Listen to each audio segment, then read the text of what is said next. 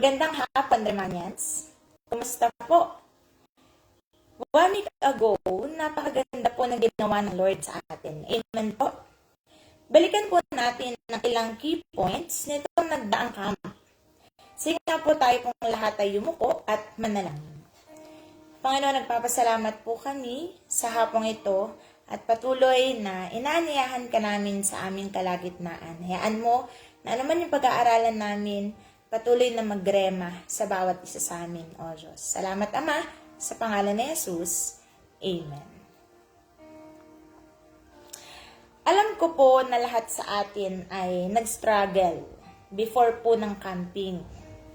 Andyan po ang malayo ang venue, mahirap magpaalam sa mga magulang, mahirap ang schedule ng mga tao, at mahal ng mga sasakyan.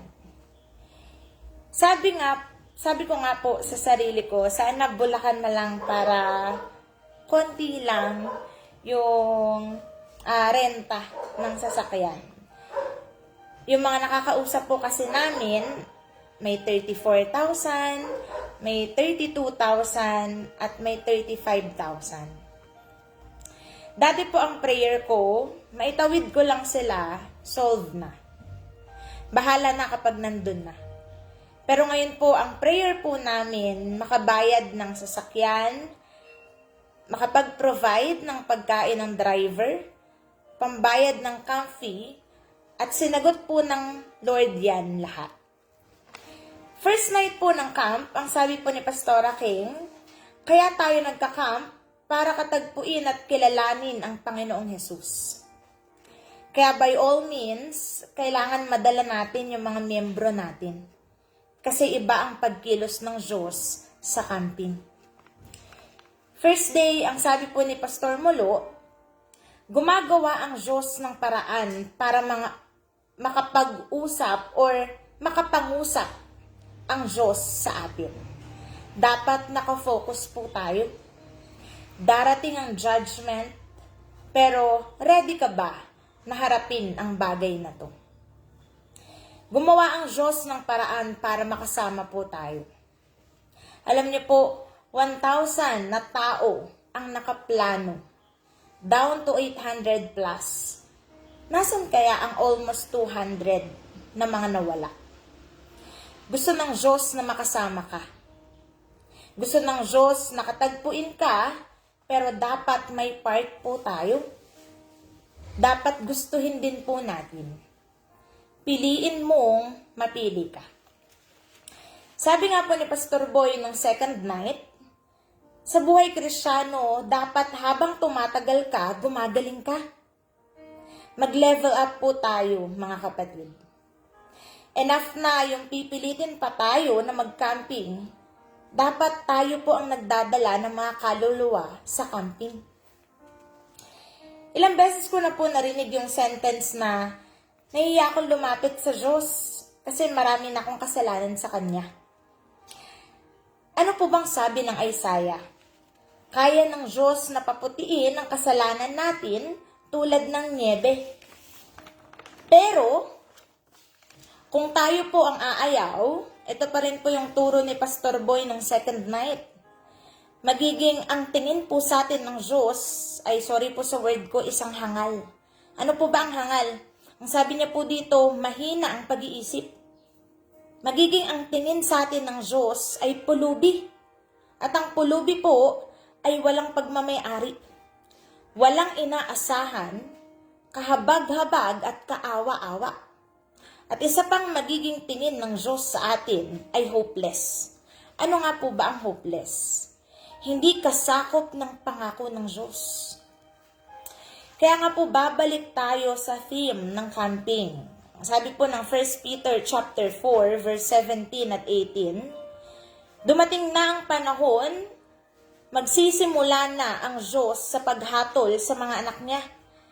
At kung ito'y magsisimula sa atin ng mga anak niya, ano kaya ang sasapitin ng mga hindi sumusunod sa magandang balita ng Diyos? Verse 18, tulad ng sinasabi sa kasulatan, kung ang mga matuwid ay halos hindi maligtas, Ano pa kaya ang mangyayari sa mga makasalanan at hindi kumikilala sa Diyos? Sinabi pa nga po ni Pastor Marlon, tayong mga nakakakilala na, alam na natin ang mabuting balita. Seryoso ang Diyos sa pagdidil ng kasalanan ng mundo. May trivia po ako. Tandaan niyo po ba yung prodigal son? Yung alibughang anak.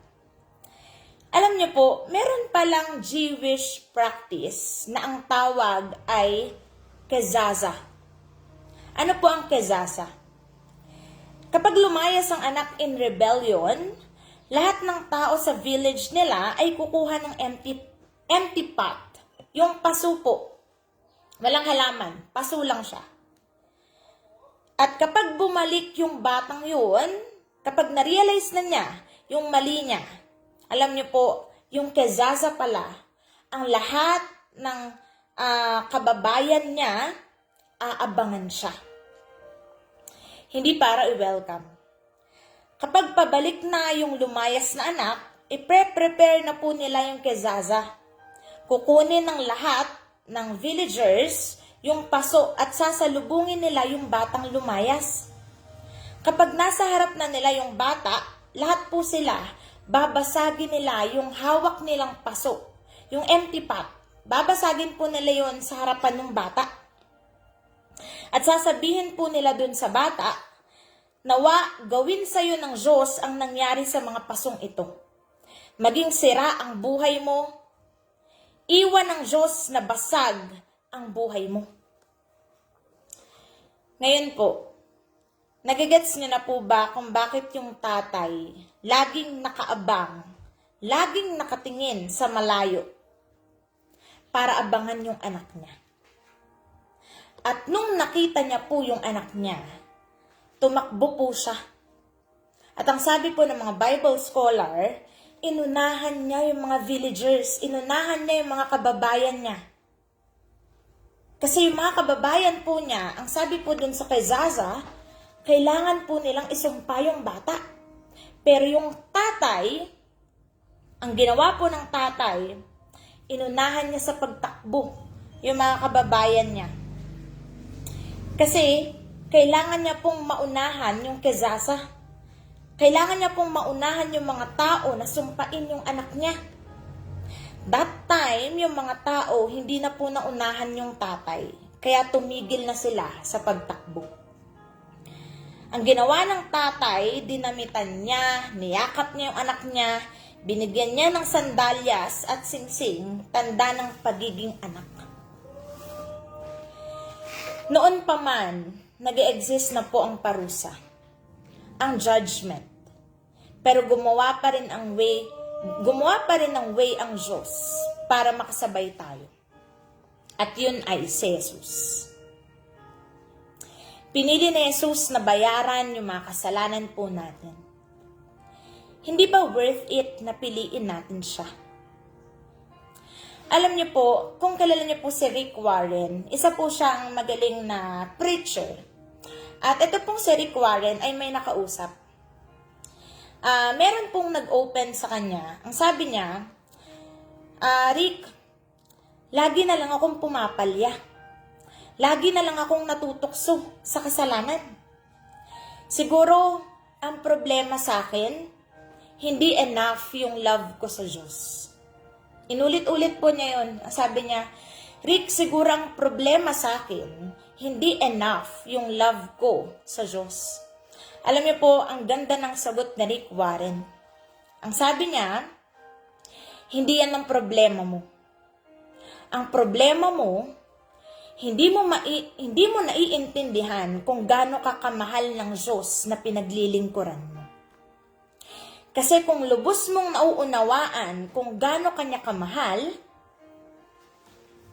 wala kang magagawa kundi mahalin siya. Alam mo na mahal ka niya, pero kapag naramdaman mo talaga na mahal ka ng Diyos, yung unconditional love, ito yung makakapagpabago sa'yo. Sabi pa po ni Rick Warren sa kanya, mahal ka niya on your good days. At same lang na pagmamahal on your bad days. Mahal ka ng Panginoon when you feel it. At same lang na mahal ka niya when you don't feel it. Mahal ka niya kapag nakakagawa ka ng tama. At mahal ka pa rin ng Diyos kahit mali na ang nagawa mo. Kasi yung love niya hindi nakabase kung sino ka. Nakabase ito kung sino siya. Hindi nakabase ang pagmamahal ng Diyos kung anong ginagawa mo. Nakabase ito sa ginawa ni Jesus sa krus ng Kalbaryo. Pinako po si Jesus, tumutulo ang dugo niya habang sinasabi niya sa ating lahat, ganito ang pagmamahal ko sa iyo. Mahal na mahal ko kayo na kahit masakit, mabuti pang mamatay ako kaysa mabuhay ako na hindi kayo kasama sa kalangitan. Ganito po ang pagmamahal ng Diyos sa bawat isa sa atin. At syempre, habang nandito po tayo sa mundo, may gagawin po tayo. Nitong camping, may sharing time po na yung last call na tinatawag. Alam niyo po, in-entrust sa atin ng Diyos ang mga kaluluwa. Sobrang halaga ng mga kaluluwa and yet ipinagkatiwala ito sa atin. Ganon katiwala sa atin si Lord na magagawa natin yung tama. Naalala ko nga po yung sinabi ni Pastor Boy, bakit kung sino pa yung breadwinner, yun pa yung tinatawag ng Diyos na maglingkod? Bakit kung sino pa yung mahal ang magulang niya, mahal ang pamilya niya, sila pa yung nakakarinig ng pagkatawag ng Diyos. Kasi itong mga taong to, alam ng Diyos na hindi sila pabaya. Na kapag ipinaalaga ng Diyos sa mga taong ito yung pamilyang bubuuhin ng Diyos, yung pamilyang naliligaw, makakaasa ang Diyos na hindi sila burara. At kapag alam mo na tinawag ka, dito papasok yung sinasabi ni Pastora Ellie na makakaranas tayong lahat ng persecution.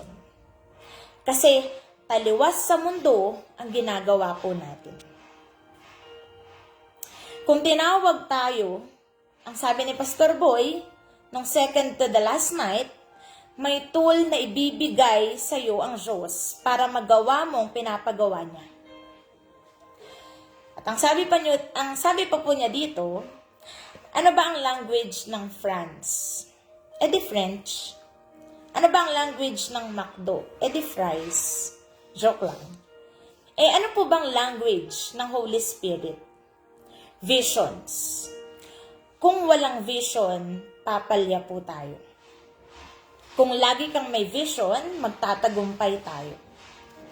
Lahat po ay kinakausap ng Diyos sa pangitain. Dapat aware po tayo. Dapat sensitive tayo. Dapat alam natin na nagsasalita na ang Diyos sa atin. Hindi pwedeng ilang taon na tayong naglilingkod and yet wala tayong visions. May something na mali sa atin. Alam niyo po yung sinabi ni Pastor Boy nung last night? Kay Benny Hinn, nag-iiyakan ng mga tao. Kay Kenneth Hagin, nagtatawanan ng mga tao.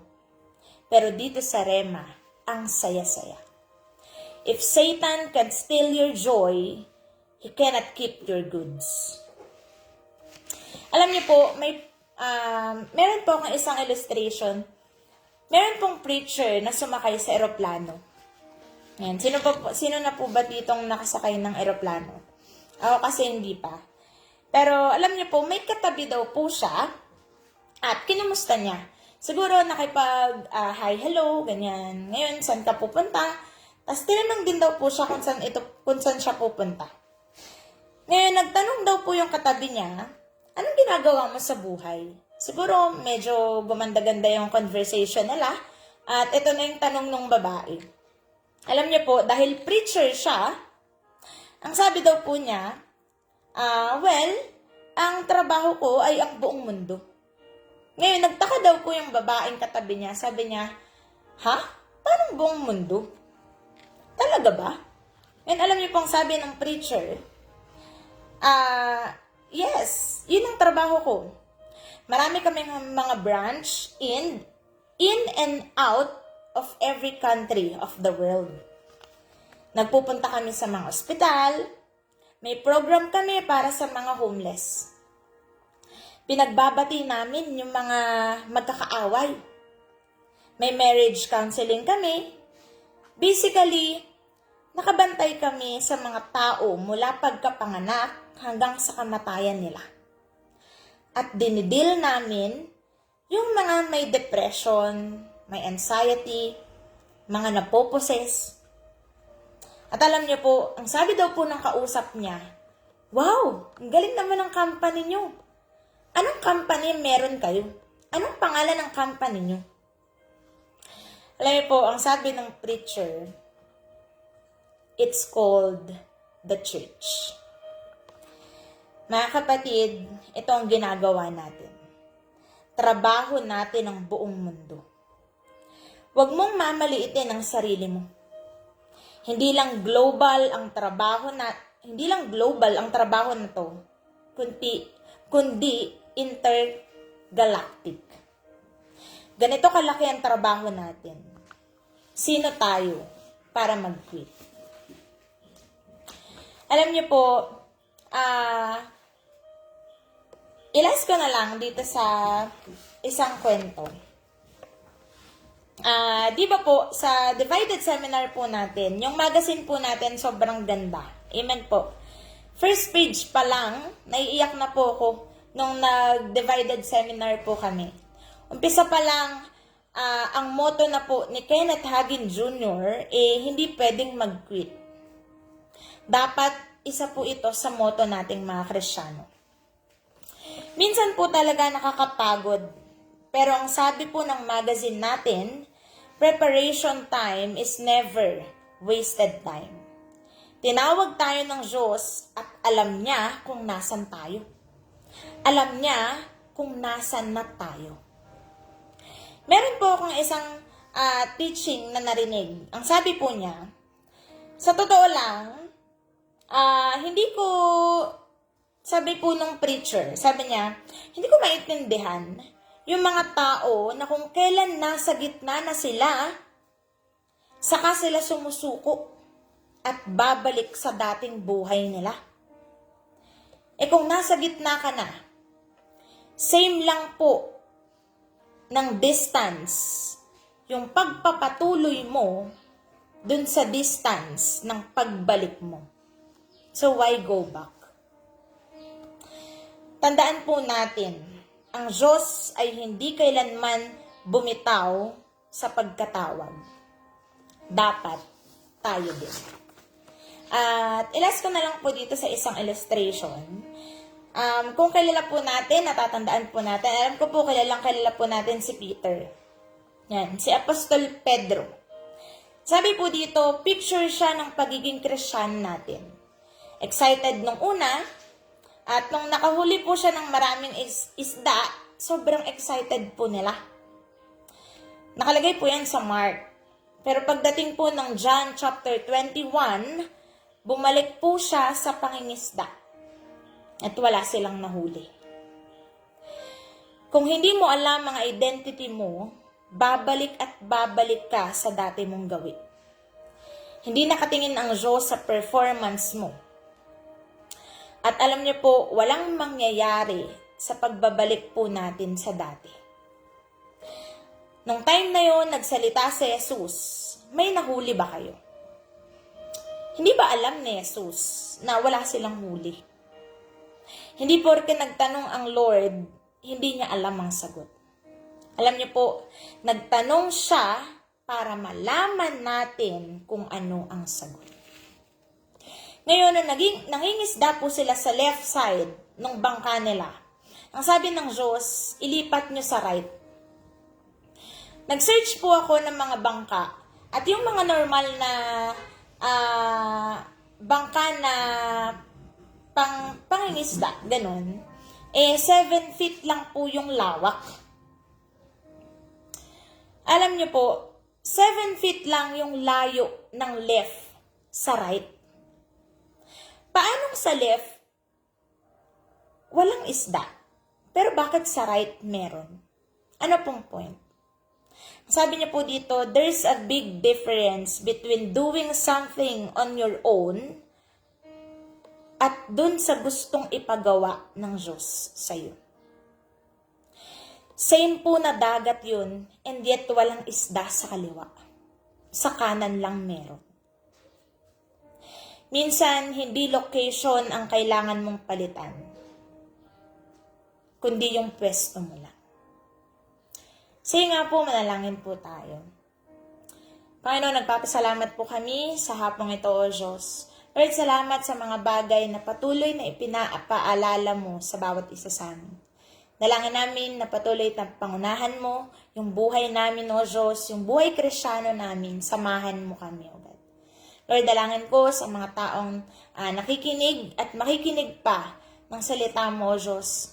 Patuloy, O God, na gawin mo kami, maging mag-grow kami sa gawain mo, Panginoon, sa salita mo, O Diyos. Salamat, Panginoon, sa iyong kapurihan sa pangalan ni Jesus. Amen. Salamat po sa inyong lahat. Mag-ingat po tayo. God bless you all.